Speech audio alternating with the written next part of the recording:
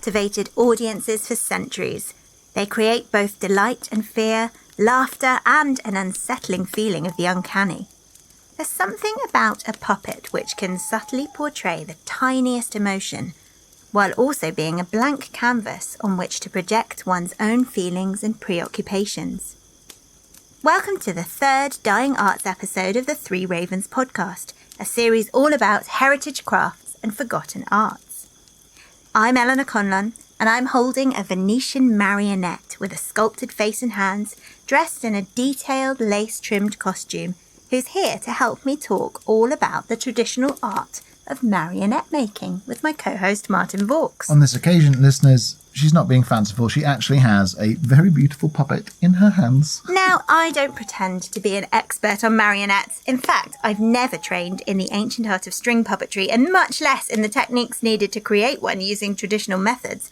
But there is something about puppets which has always fascinated me. Yes, I mean, this is obvious. You run a company that is more or less a puppet theatre company. I mean, you do some shows without puppets, but they pretty much feature in everything you do. So when did you first get into puppets and puppetry? As a fairly young child. Right. When we were little, you still saw a lot of Punch and Judy shows around, many more than you do these days. But a toy I played with a lot at home was a theatre with cardboard scenery, fabric curtains and small marionette puppets. I wonder if every country has Punch and Judy.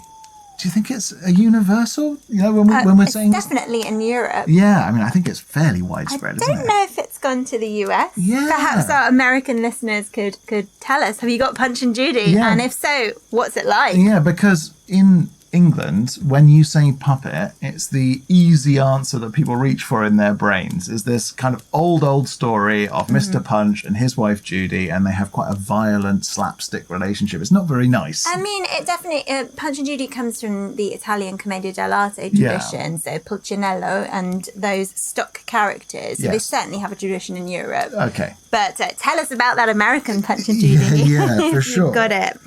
I was also, when I was younger, I was a doll's house person. I loved constructing tiny worlds as part of imaginative play. And puppet-based television was quite an important part of my childhood too. I was addicted to the animated tales of Shakespeare, which had the most gorgeous and detailed, historically costumed stop-motion puppets. Yeah. And then there was Jim Gamble's puppet performances, which introduced classical music like Peter and the Wolf and the Carnival of the Animals, but with marionettes. Sure. But puppetry, in a way, has always been a key feature of how I play with toys. I treat most toys as puppets, bringing them to life in plays of my own devising, sometimes aloud, sometimes in my imagination. I can confirm this. Whenever we see friends' children, Eleanor is straight to the toy box and then she's bringing toys to life and playing with these children. I mean, for me, I think Sesame Street was far more important than school.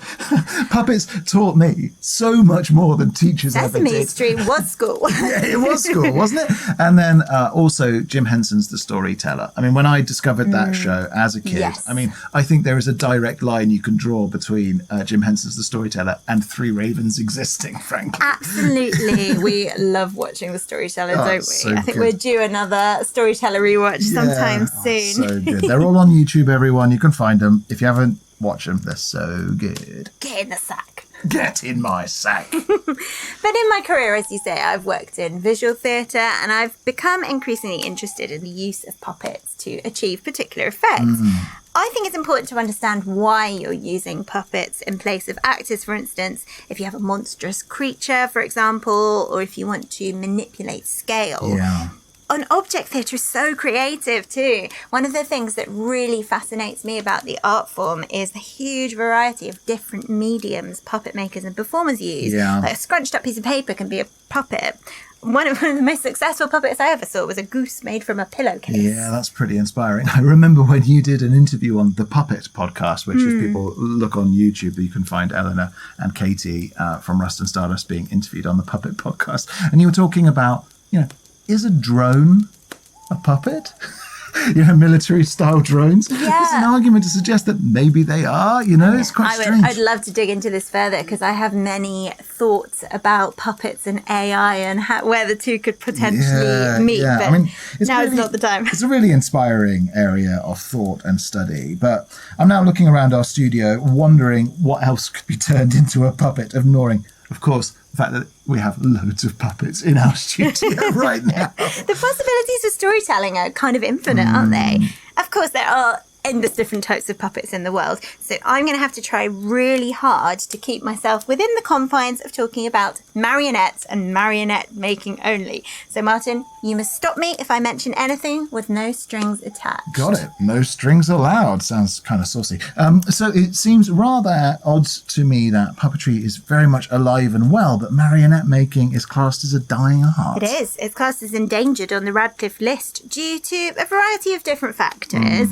One is, of course, the lack of professionals in the field willing or able to train the next generation, and most of the experts are now semi-retired. I see, okay. Our old foe Brexit has presented a number of challenges to UK artists to travel and learn abroad, where there are many more marionette making opportunities. Okay. But the main issue actually seems to be a market one. Oh. There is a lack of demand to programme marionette shows here. Now, perhaps this is because there are more contemporary styles of puppetry, like bunraku, are favoured, but also because of the specific staging required. Yeah. Thus, there's a limited number of productions, and so a lack of opportunities to sort of practice and hone the craft. That's so interesting, because if you think about like icons and propaganda and so on, the marionette, the person leaning over the marionette as a member of the public, or whatever it might be, the sense that we're all being puppeteered by a sinister puppet master, that's kind of ubiquitous. But I don't think I've ever seen a marionette show advertised for me to go and see in England. Why do you think that marionettes aren't programmed here so much compared to other types of puppets? I think it's an economy versus arts funding thing. Yeah. Marionettes are generally small to medium scale and quite detailed, which means they're just not appropriate for larger venues. Of course, yeah, I see. And it's within a venue's interest to sell as many seats as possible, and smaller puppets just won't be visible further back.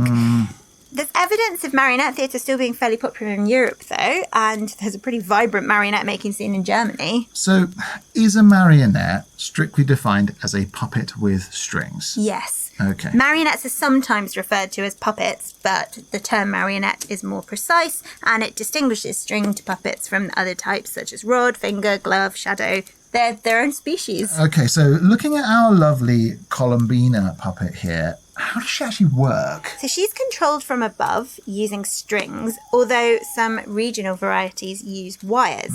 It is a very complex form of puppetry and requires a lot of skill and precision. A skilled operator is referred to as a marionettist rather than a puppeteer. Whoa, that's cool. So where does the term come from? It's French and it means Little Mary, marionette. Marionette. The suggested reason for this is that they were used in France during the Middle Ages to tell Bible stories. And the Virgin Mary was, perhaps unsurprisingly, a very popular character. So you get lots of little Marys. Yeah, that is so fascinating. So am I right in thinking that marionette making is actually a pretty darn old art form? It is. And the historical materials used are still the same. Really? They're carved from wood and they use string, wire, fabric and paint. Whoa. And have done for centuries. Okay, so what's the earliest marionette theatre that we know about, for example? Quite ancient. It can be traced back to the 5th century in Greece Whoa. and even earlier in India. Oh my goodness. The Greek word for puppet, interestingly, is nevros pastos, which literally means drawn by strings. Wow. And interestingly, some historians claim that the use of puppets in theatre predates the use of actors. That's so cool. So their role in communicating the ideas and needs of society is quite interesting. Oh, I mean, I suppose you can say quite a lot when it's a puppet saying it. Like, it creates a bit of distance between the person saying the words and the audience. It's like a medium through which an idea can pass. It's a little like the court jester being the only one who's able to mock the monarch in sort of medieval culture. You can definitely hide behind a puppet if you want to, as it can have a totally different personality to you and enact things you don't feel able to as yourself.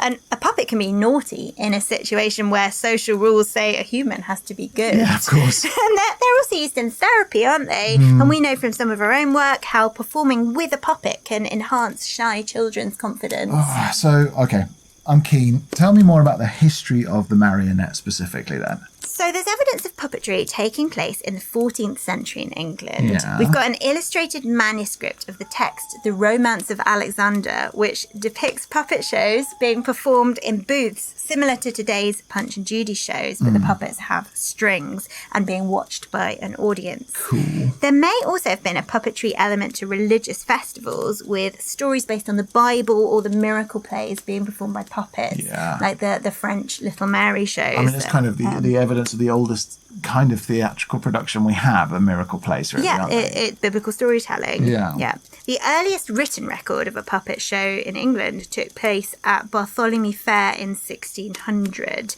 And then in the 1700s, there are lots of records of Italian marionettists travelling in England and performing. Now, this puppet that you've got here, it is Italian, isn't she? Yes, she's from Venice, where there's a tradition of making marionettes, usually in the style of Commedia dell'arte characters and possibly connected to the Carnival as well. No, I'm just going to interrupt because I don't want to presume that everybody knows what Commedia dell'arte is. So if you were going to briefly try and summarise Commedia dell'arte, what would you say it is? Would people recognise it if they saw it? I think so. It's an early form of theatre which originates in Italy.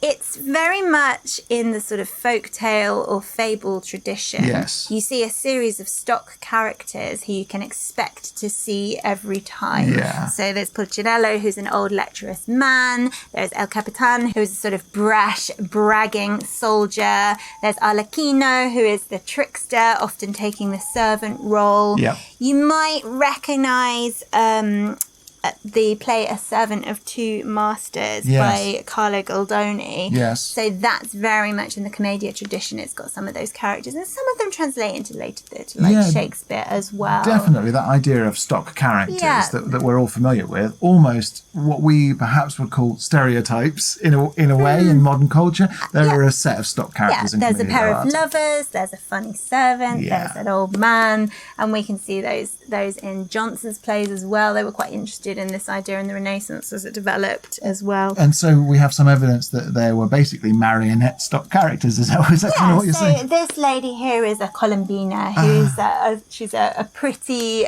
girlfriend character. I see. Who sometimes is the love interest, or sometimes she goes out with Arlecchino, although he also has a girlfriend called Arlecchina. So she's a kind of pretty lady character. Cool. And there is actually, I just mentioned Carlo Goldoni, and there's a puppet theatre set up in the museum in his house in Venice with some of those characters. Although actually it is Sicily in Italy which has a really old tradition of marionette theatre rather than Venice. Okay, you say really old. Do we have an idea of the kind of dates we're talking about? Quite likely from as early as the first half of the 13th century, so in the pretty reign old. of Frederick II, the Holy Roman Emperor. And it's an art form called l'opera dei pupi in Sicilian. Poopy. Yes. It's spelled different. It's P-U-P-I. But there we go. Maybe it is pupae, but that doesn't sound quite right. Much better. The stories enacted in that tend to be historical or taken from romantic poems like the Song of Roland. Oh, okay. And they have a strong connection to the troubadour tradition. Sicilian marionettes are made a bit differently too, and they're simpler to operate than a full-stringed marionette. They've got a sturdy wire rod which extends up from the head, and another rod going to the hand which controls the puppet. They don't have rods or strings on the legs, so they require the marionettist to really think about the weight and balance when moving the puppet. So, we have puppets that almost do the opposite, upside down, if you see what I mean. So you hold the rod from below and the hand from below. Yeah, it's a totally different technique.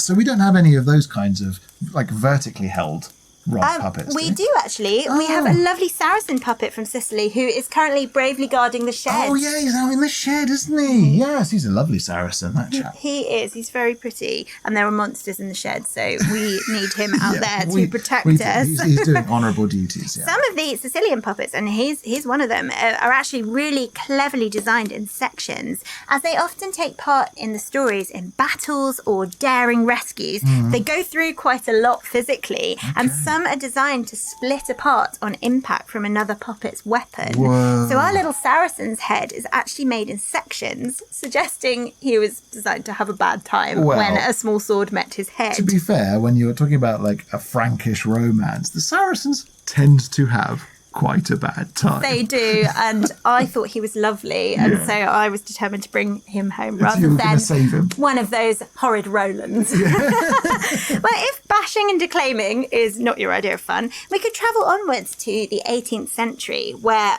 operas were specifically composed for marionettes. Ooh. Mozart, in particular, was a fan of puppets, and I think you can see the influences of the puppet theatre in some of his operas. Okay. Haydn and Gluck both composed marionette operas, and so did Lewis Carroll, actually. No way. That's interesting. One of my most magical memories, actually, was visiting Vienna in the winter and going to the Marionette Theatre in the grounds of Schloss Schönbrunn, which performed an adapted version of the Magic Flute, and the Salzburg Marionette Theatre, which continues to present full-length marionette operas today. Oh, see, I think the Magic Flute was the first ever piece of classical music I heard as a little boy. Wow. So, yeah, I've got that one deep in the brain. Do these marionettes that you're talking about differ in style to the Sicilian ones? They do. So the German style of marionette has 8 strings attached to the legs, hands, shoulders, head and back. So And complicated. the controls are horizontal, even for upright puppets. So Okay. not the same as this right. control on this puppet here. This is quite unusual because the controls are mostly upright for humanoid figures and then horizontal or aeroplane style for animals. I see. Okay. I mean, I must say, I hadn't considered that there must be so many different ways of stringing a marionette. It's kind of blowing my mind. There are loads of different styles and mostly varied by geography. Okay. So the Burmese style of marionettes are called yokate and are super intricate.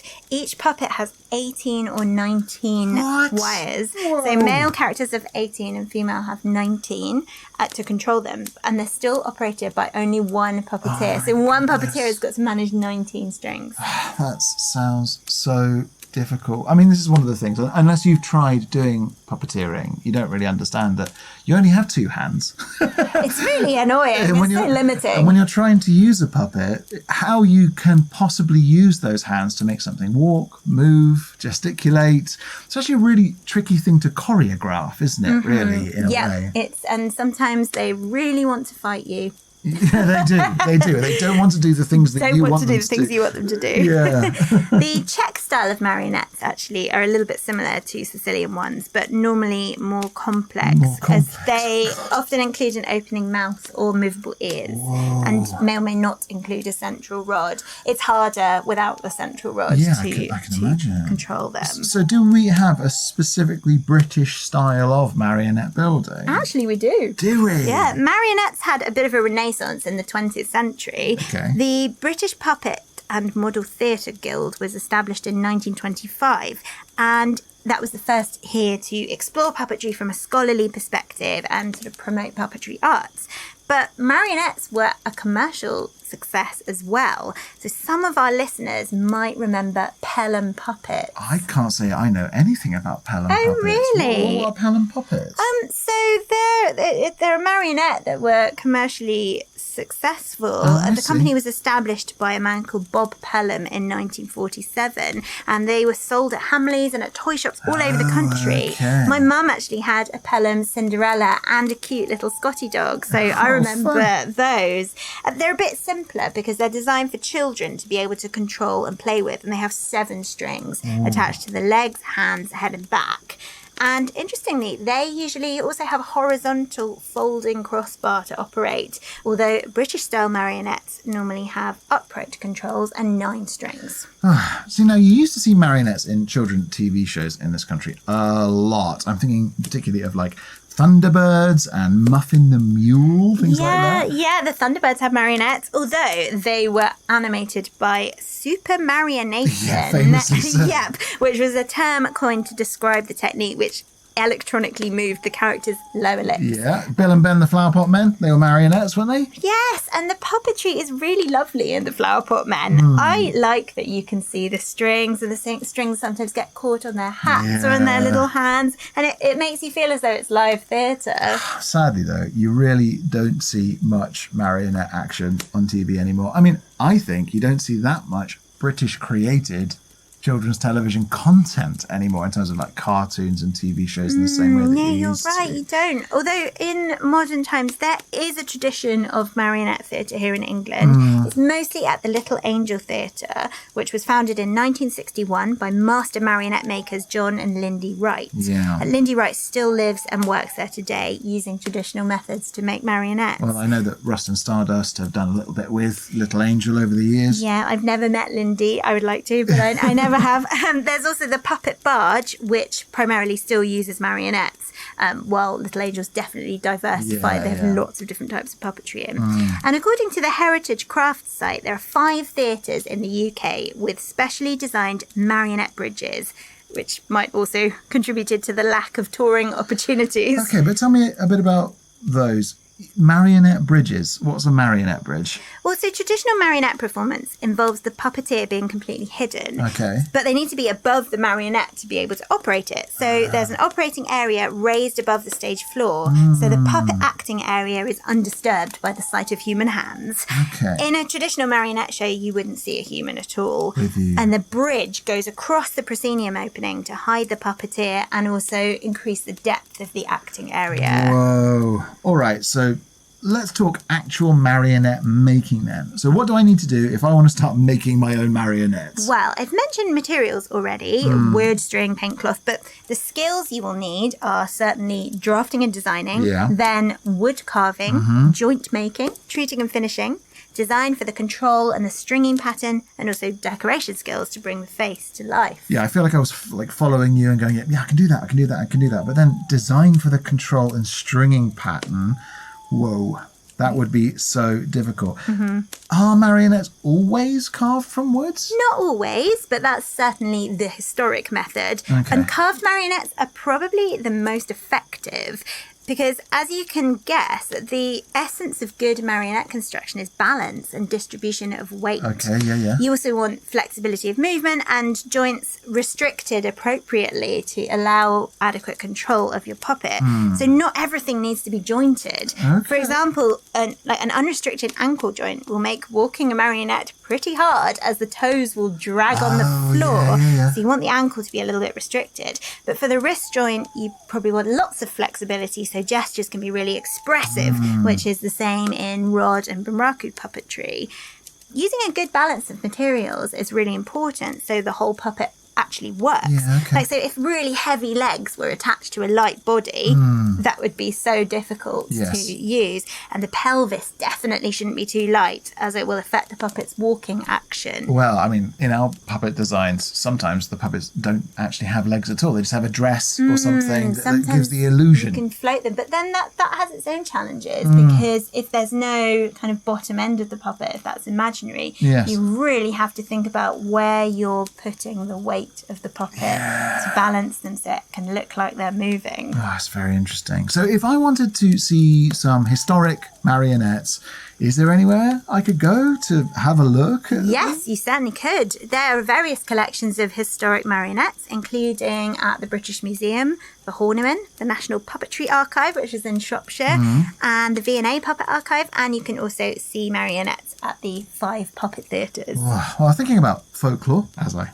often am, do marionettes actually come into folk tales anywhere? I mean, I know there's Pinocchio, he's a puppet. Yes, Pinocchio is a carved wooden marionette, but I don't think the original story by Carlo Collodi is very well known. We're quite used to the deeply sanitized Disney version. Yes, we are. Sadly. Collodi's story is extremely dark and allegorical. He wrote and advocated across his career for a unified Italy. Yes. And there's a lot of clever philosophical stuff in the original Pinocchio novel, which is called Storia di un burattino, story of a marionette. Yes, that's perhaps one that's due a retelling. I don't know if people all saw the Guillermo del Toro film last year, but I mean, that was almost a horror movie, his version. I haven't watched it yet, and perhaps I should, because it might be closer to the original, which is quite disturbing. And for example, there is a moralising cricket in the novel, but instead of accompanying Pinocchio on adventures like Jiminy Cricket does in the Disney film, the marionette crushes the cricket to death against a wall in an early chapter. Ouch. But also, that doesn't happen in even Guillermo del Toro's version, sadly. For anyone who Jiminy Cricket has ever annoyed, that's for you. Otherwise, though, I haven't been able to discover any folk and fairy tales which specifically mention marionettes. Oh, that's surprising. But if you know of any, we would love to hear from you. Oh, wow, thank you, Eleanor. That was extremely interesting. But I'm hoping you are going to perform a marionette show for me now with that lovely Columbina puppet. Oh, I think I'd get in a sad tangle. She'll be doing a very uncomfortable dance. Let's leave it for the experts. All right. Well, in the meantime, if you've enjoyed this bonus episode and you'd like to get your hands on exclusive content, including all of our episodes completely ad-free, text versions of all our stories, special Patreon exclusive episodes like the Three Ravens Film Club and our Ghost Walks and our monthly newsletter, then please consider supporting us via Patreon at patreon.com/Three Ravens Podcast. It's just $3 a month or $6 a month, and we really appreciate the support. We really do. And if you're enjoying the podcast and have time to write us a quick review on iTunes or Apple Podcasts, we'd really appreciate that too. And if you're a social media raven, we have plenty of chatter on facebook.com/Three Ravens Podcast, Twitter @Three Ravens Pod, and Instagram @Three Ravens Podcast. Until next time then, while our carved wooden marionette has danced that way, we'll go this way. And remember, don't whistle until you're out of the woods. Join us next week as we explore the historic county of Cheshire on Monday and for a Something Wicked episode on Thursday. Our theme song is the traditional folk ballad Three Ravens, performed by Eleanor Conlon and Ben Harbour, and our logo is by Ollie James Dare. The Three Ravens Podcast is a Rust and Stardust production, produced by me, Martin Vaux. Thanks for listening. God sent every gentleman, such hounds, such hawks, and such leman, with a down, derry, derry, derry, down.